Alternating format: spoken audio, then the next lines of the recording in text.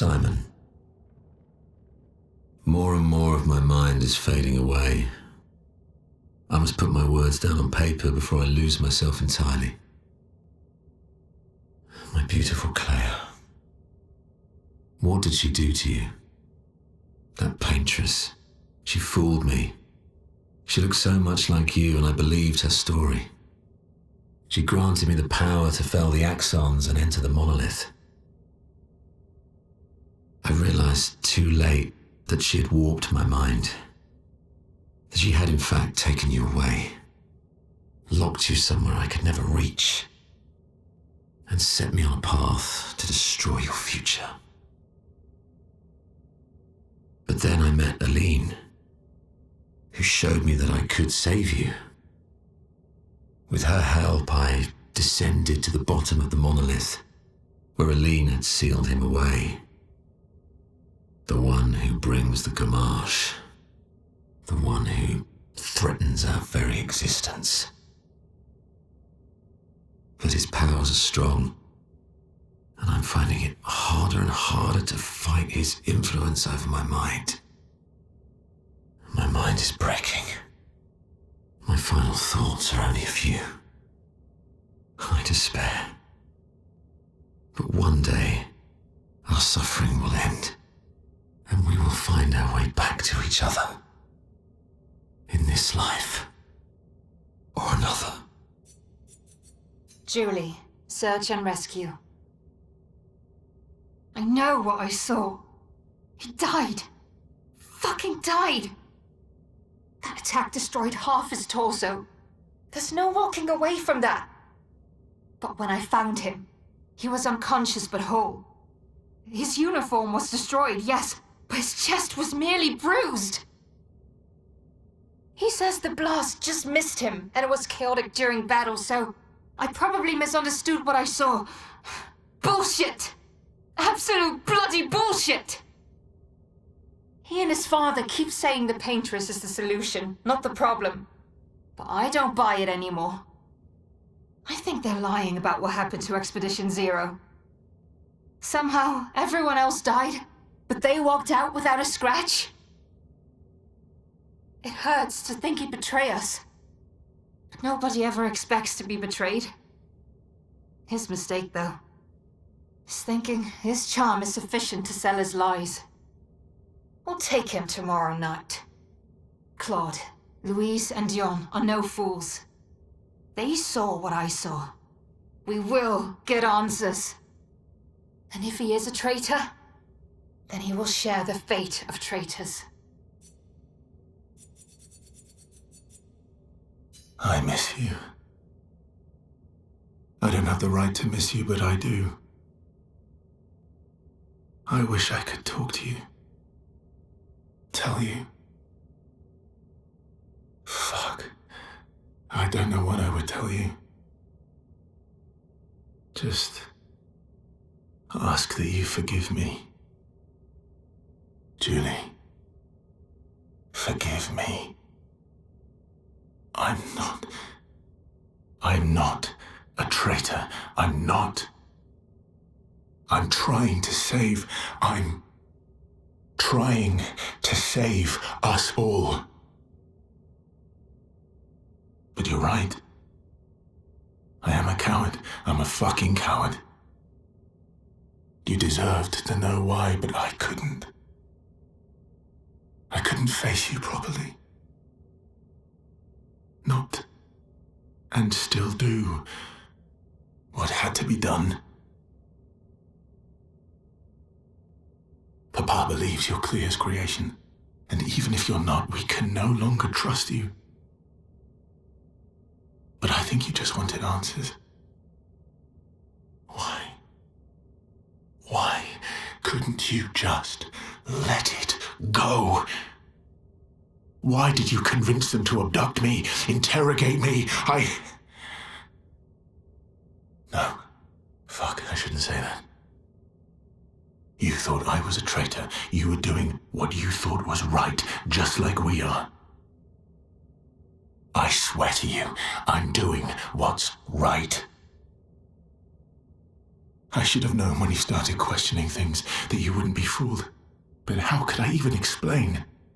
You'd have thought I'd gone mad. Doppelgangers. Canvas worlds. Man. But Papa's right. We can't take the risk. Too much is at stake. It had to be done. It had to. Clair already took our sister. If we want to save our family, our world, our people, we can't take any chances. And once we free Mama, she'll bring you back. It won't be forever. I promise. I promise. We deserve to live. All of us. We deserve to exist. Yasmin, Monolith Year 84. My favorite theory is that she's some crazy demonic maths teacher, and this is our punishment for failing at numbers. A load of superstitious hysteria, but at least we're here now. It's worth it just to walk these valleys. I've barely seen a meadow since Lady Genocide and her poison smoke took up residence. And the sky. I feel almost naked without the dome above us. We're so exposed, but it's thrilling too. We landed at the exact spot where Expedition Zero touched ground and retraced their route. But there's not a single scrap of cloth or body anywhere. Bloody hell, we're out here chasing shadows. 15-year-old shadows. I'm glad we restarted the expeditions. But how the hell are we supposed to find them? No trail could last 15 years. Expedition 81, Renee. Huge discovery. This is the first Nevron with whom we've been able to communicate. It seems stuck in this cave.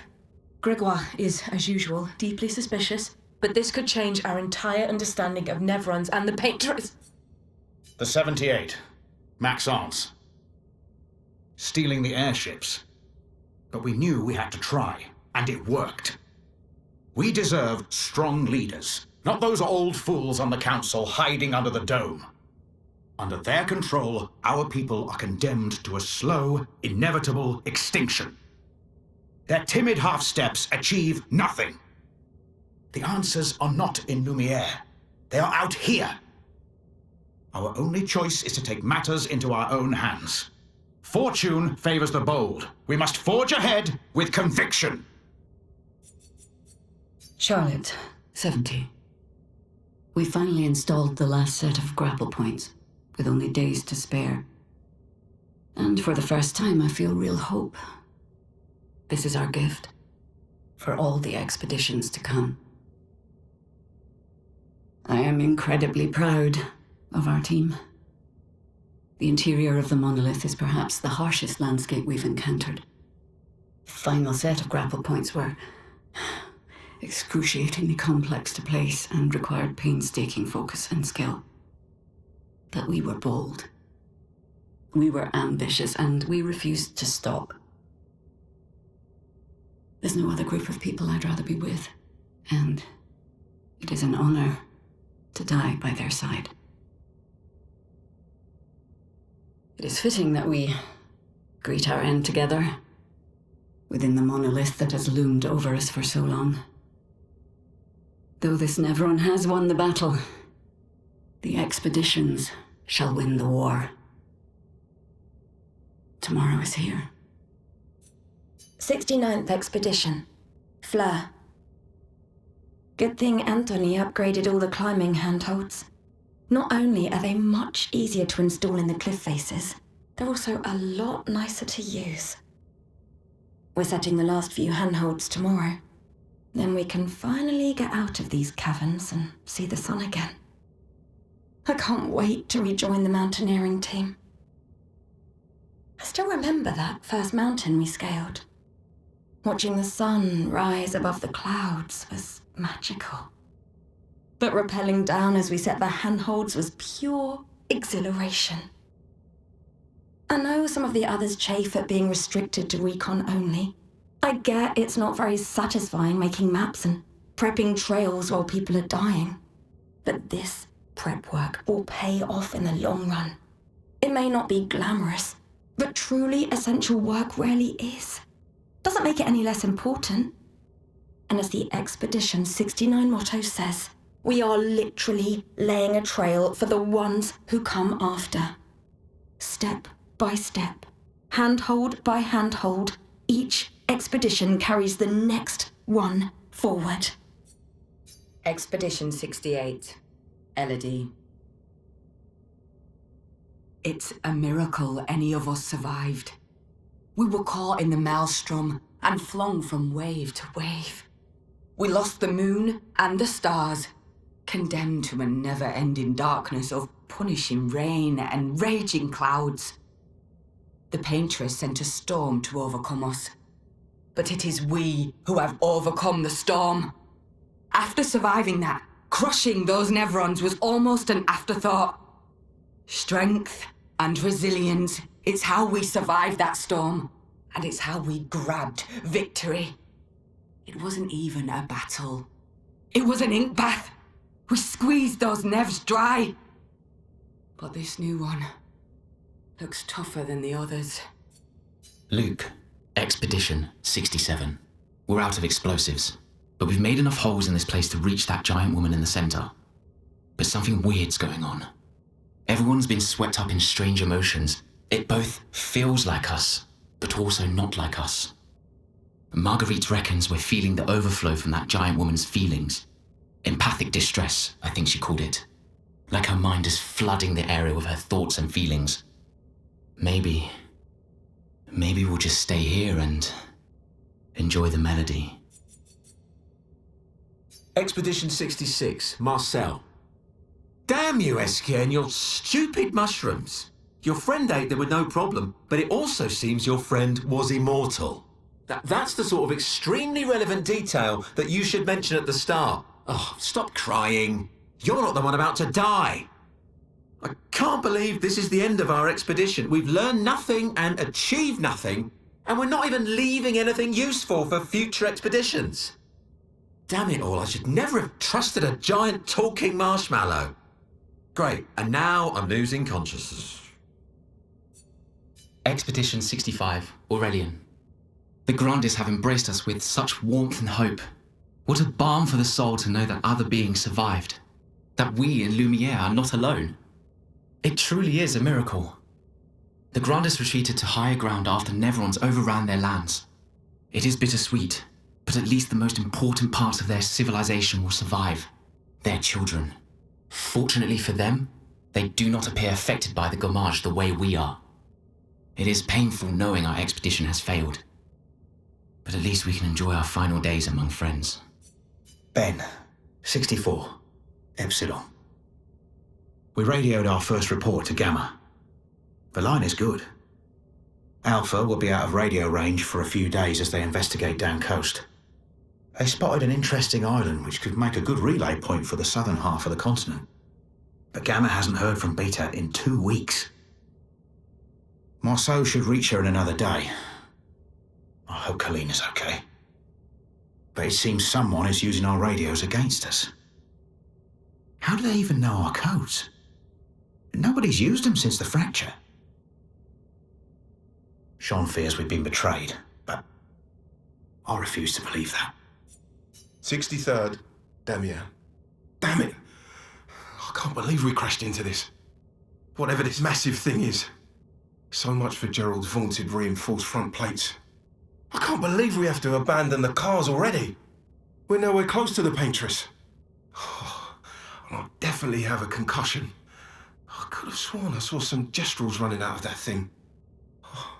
I'm definitely hallucinating. Damn it, Hector. I told you to slow down!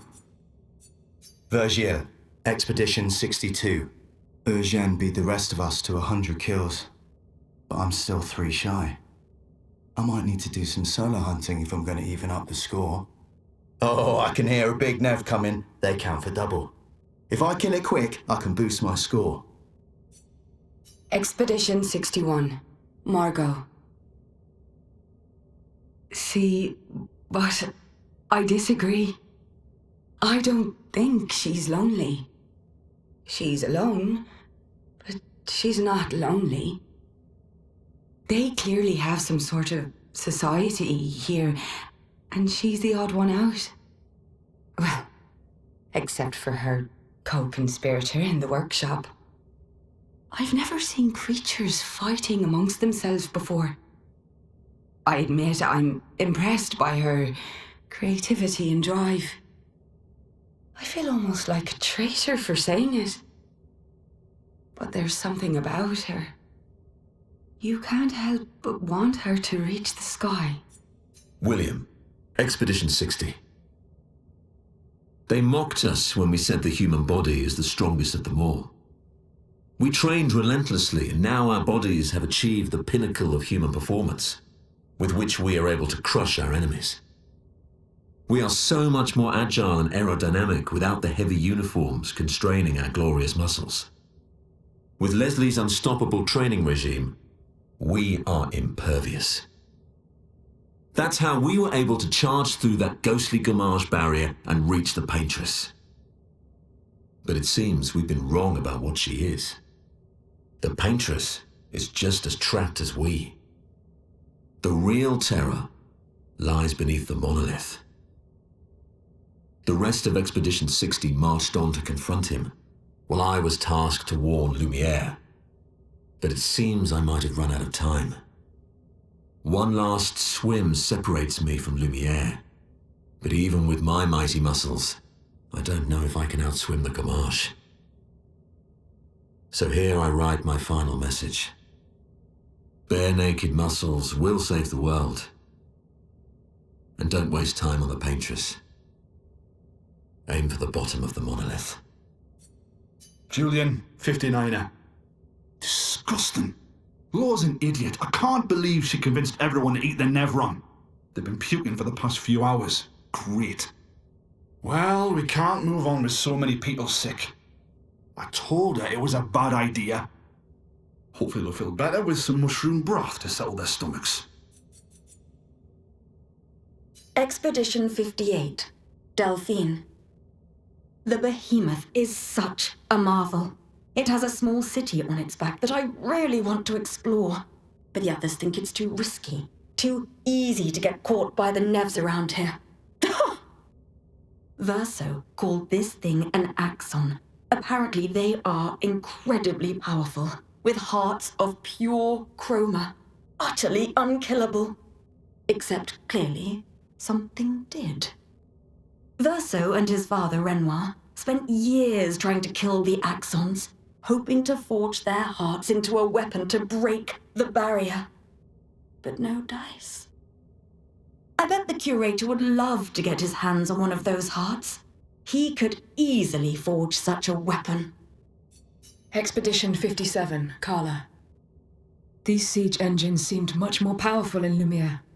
But on this battlefield, next to all these broken bodies, staring at the true size of the monolith, I feel despair. I dare not show my true feelings.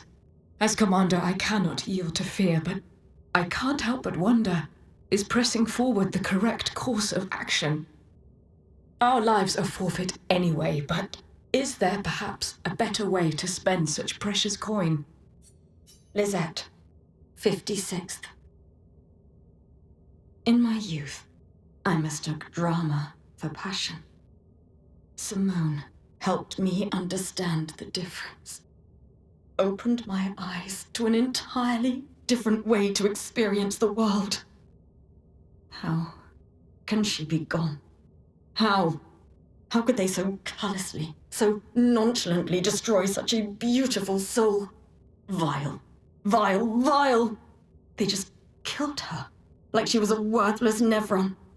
Those cold-blooded, treacherous, despicable parasites. But my trap worked. We caught one of those white-haired bastards. She looks human, but I know she's a monster. She refuses to speak, But I'll make her talk, and then I will feed her to a Nevron. Then the Paintress can take me. I don't care. Nothing matters. I will have justice. Gilles, 55th. I don't understand. The weaponry worked brilliantly up to now. Augmenting Pictos with music was a stroke of genius. But the sonics have no effect on the Nevrons here. It's as if they can't even hear our music. They just keep dancing to their own. We're running out of ideas. I miss my girls so much it kills me. It hurts thinking that I could have been home right now playing music while they dance. Rochelle would have given birth by now. I could be holding my first grandchild. Instead, I'm here. No. No. There's still a chance, and someone has to fight for them. I can't let them down. Drums, maybe that'll work. They can't hear our music, but perhaps they will feel it. Constantine, theoretically of the 54th. We're born into a social contract, the terms of which are preset. We can neither negotiate nor decline. Our very first breath, that first wail as an infant, was deemed our consent. Before we can speak, before we even understand what it is that we're born into, we're bound. Lumiere operates a certain way. It favours a certain group and a certain outcome. And if you question the council, well, the council is going to question you. Push too hard to change things, and you just might end up on the next expedition. So, nothing ever changes. They just send us out to die, dissent us, and the status quo continues. At least out here, I don't have to pretend anymore. I don't bear the others any ill will. They have good intentions. But I'm not here for the painters. I'm here to build a new Lumiere. Expedition 53, Lilu. Dominique's other injuries are manageable, but she's been in a coma for 2 weeks with no change. Fuck. What do we do?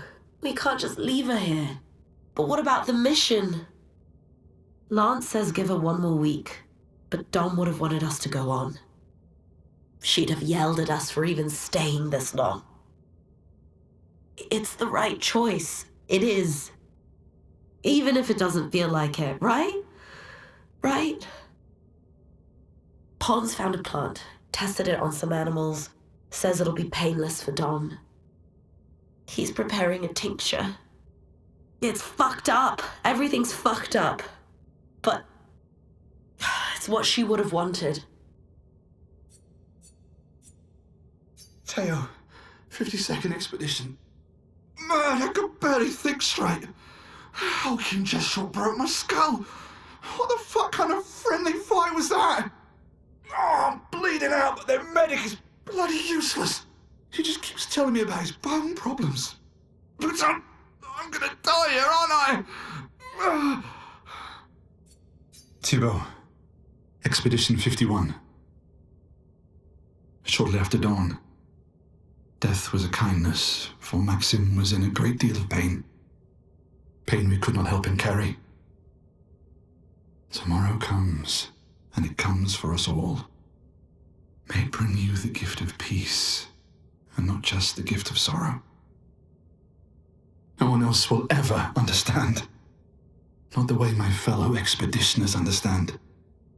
Maxim, Clement, Fabienne, Guillaume, Carla. We're bound by something deeper than blood or love. There is a shared unity, a shared trust, born from all we've been through. We carry each other's lives in our hands. There is no greater intimacy. I'm no longer lost. I know exactly who I am now, and exactly what I'm capable of. Life is not easy. Life was never easy. But we have each other, and that makes all the difference. Lucille of the 50th. Our beautiful wheel. Wedged upon the rocks. A casualty of the massive serpent of the sea. But even shattered, Its presence is still comforting. Adrian and Gabriel are doing their best to sustain morale, but with no food, no clean water, no way to fix the wheel, our fate is quite clear. No, to me at least. But I have no desire to hold back the hopes of others. Perhaps. Perhaps we will find a way back. Still, these moments of quiet, sitting on the beach, are also a source of contentment. All our lives we've been running, trying to outrace time, trying to reach an unreachable goal. And now we can finally rest. At least we got to see some of the wonders of this world. Even the serpent, cool as it is a deadly elegance that is mesmerizing. But oh, what other marvels might we have seen had we been able to keep rolling?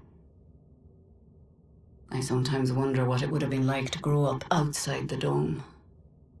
Perhaps even live amongst the Nevrons. Could we have achieved a form of peace? Or even prospered alongside them? Christoph, Expedition 49. We can hold the line for another few days, but we need to find a way out. Our water supply is running dangerously low. Focusing our strategy around healing was a smart move.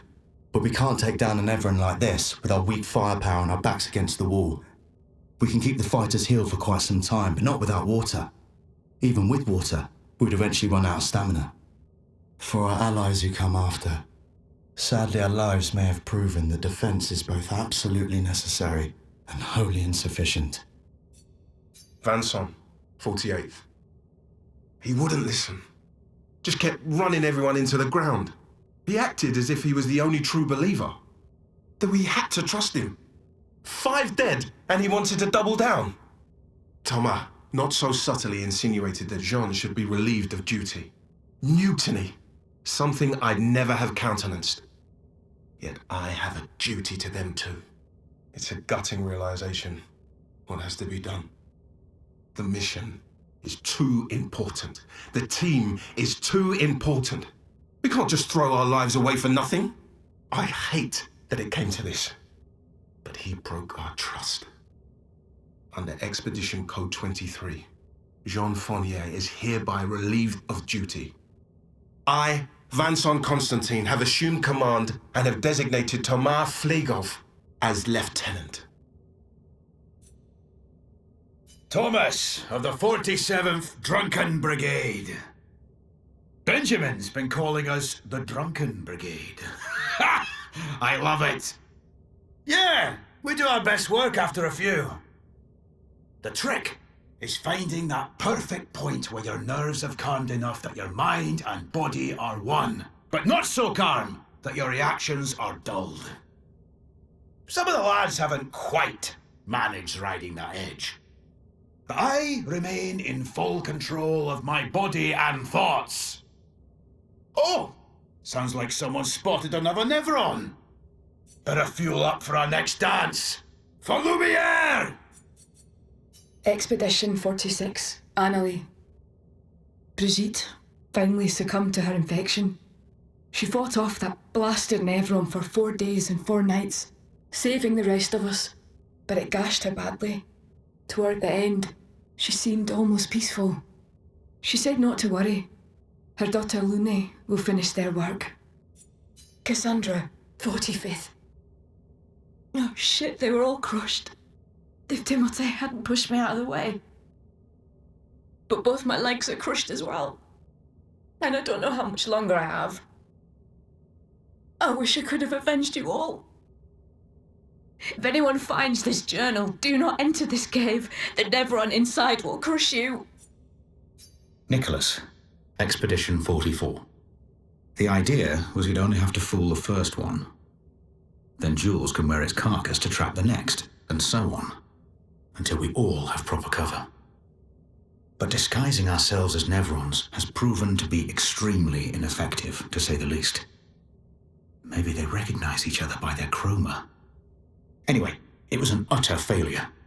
To any expeditions that follow our trail, do not disguise yourselves as Nevrons. It doesn't work. Expedition 43. Sabine. That damn snake destroyed all our submarines in a matter of minutes. And now we're stuck with no equipment, no food, no water, nothing. No way to get off this island, and no way to kill that bloody serpent. Putain, the painters must be laughing. Diverting the resources of the entire engineering and defense divisions to construct those subs, and mad! All the people who trusted our vision and volunteered their lives.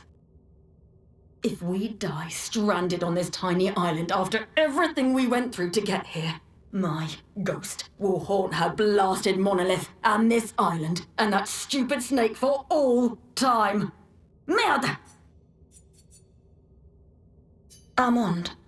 Expedition 42. It's been 2 weeks, and still no word from Freya or Olivier. They've never missed a check-in before, no matter how exciting their find. Oh, my friends, I hope the end was swift. The grandest exhibit is likely our last, but as Olivier would say, it is also our grandest. I wish you were here, making that joke for the 1000th time. I'm proud of our work. We've pieced together so much. I just wish we had more time. The Gommage is still a few months away. Perhaps I can make one last trek.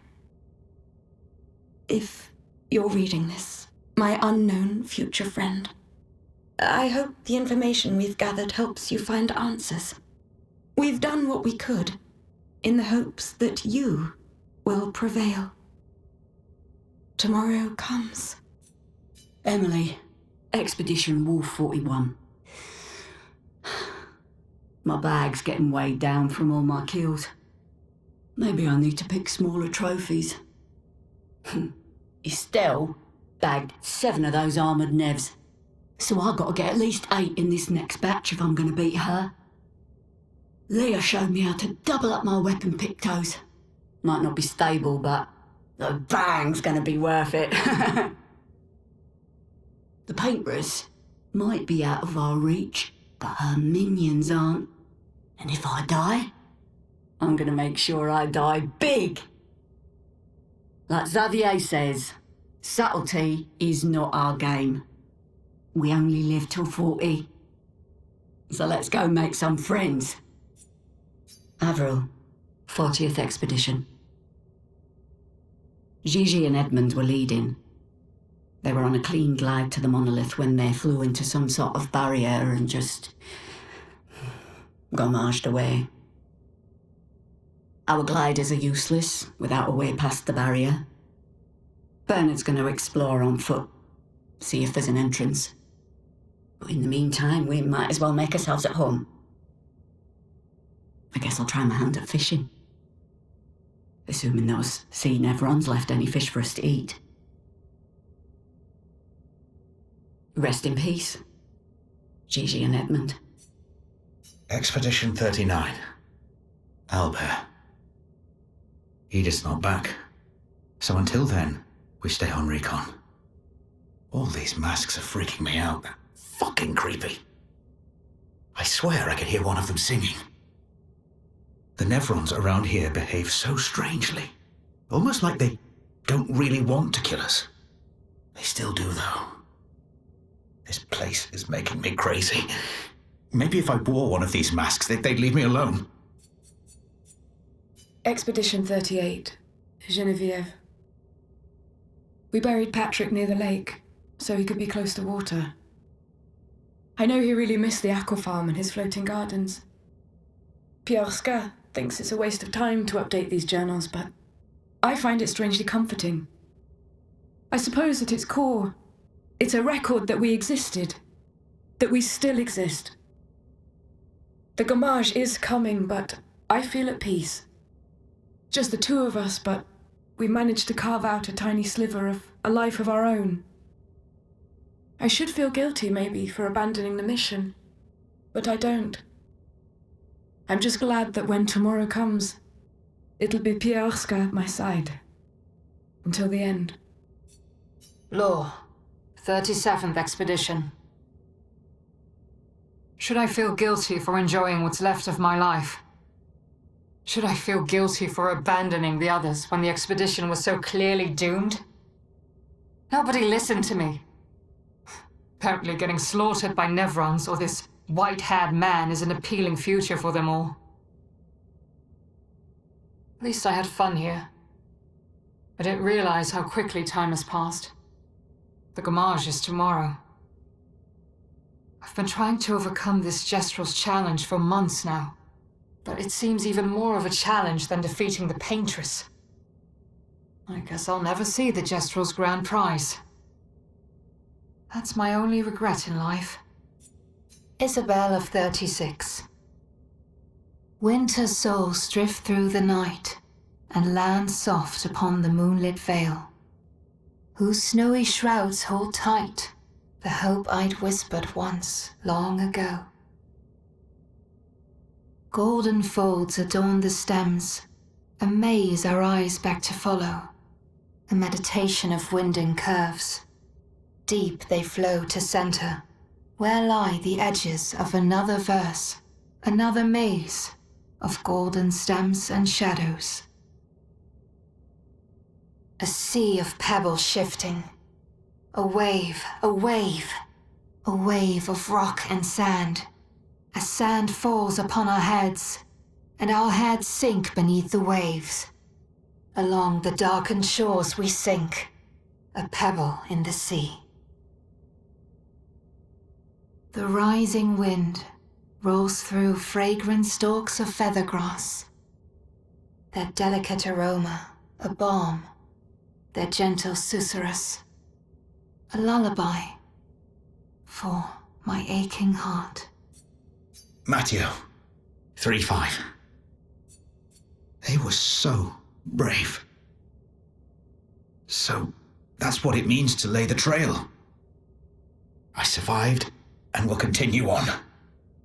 But to all the heroes of my team, I dedicate our journal. All of them were bleeding out from our battle with the terrifying Nevron roaming this area. Yet in their final moments, they used their bodies to create a bridge for those who come after. Expedition 3-5 is over. But tomorrow comes. Corin, 34th Expedition. Looks like our elemental focus strategy didn't pay off. Who would have thought some Nevrons would be immune to every element? We have discovered so much, though. I suspect there is a deeper level of chroma beyond what Pictos enable us to manipulate. The pull of chroma grows as we get closer to the monolith. But thus far, we've been unable to tap into those flows. Maybe Gustav's idea to convert chroma from Pictos to... what did he call it? Lumina. Maybe that's not so crazy after all. Melanie, 5th of February. The Brigadiers are overdue from their mission to the monolith, and we've lost half our remaining fighting strength to these creatures and their relentless assault. All adults have taken up arms, but I'm a bookkeeper. What am I supposed to do? Count them before they slaughter us? We've hidden the children. At least they're warm and dry in the cellars, but rations are running low. Things are calmer now at the hospital, but that's because most die before we can get to them. I guess I'm living out of pure stubbornness at this point. Survival isn't really survival anymore. Everyone's so quiet lately. Afraid we'll draw attention. Sometimes I talk to myself just to hear another human voice. Trevor, you promised I could die before you. You promised. You speak to me of perfection, but is there really any such thing? Or is it a siren leading us astray?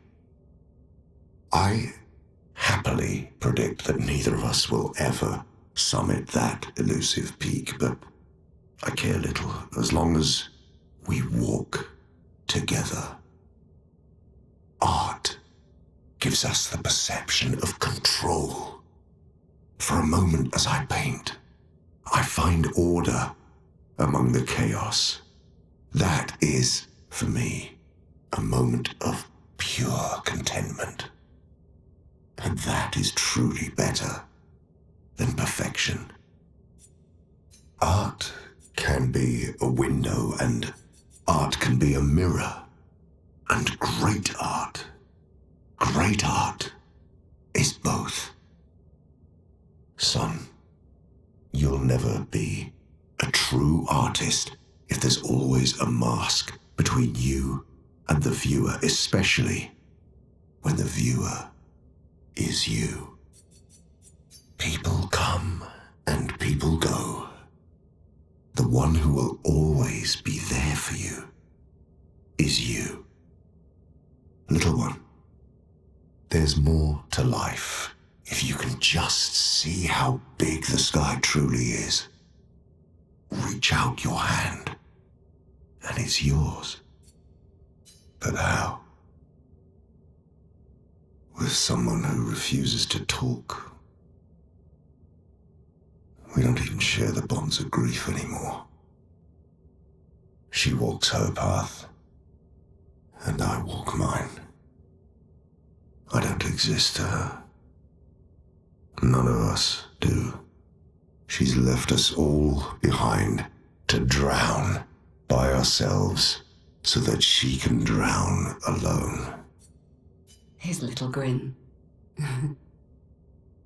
So proud of his latest creation. But at least those memories remain. What hurts more are the memories unmade. The conversations we'll never have. The time we'll never spend. I want rage to consume me. Anything to fill the hollow.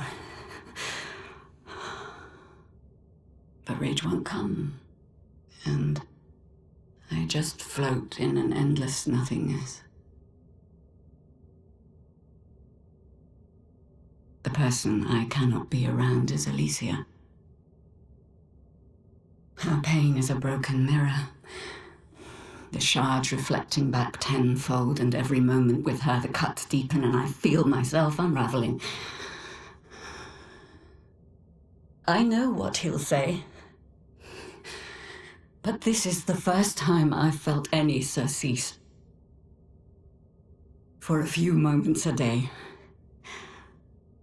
my heart beats again.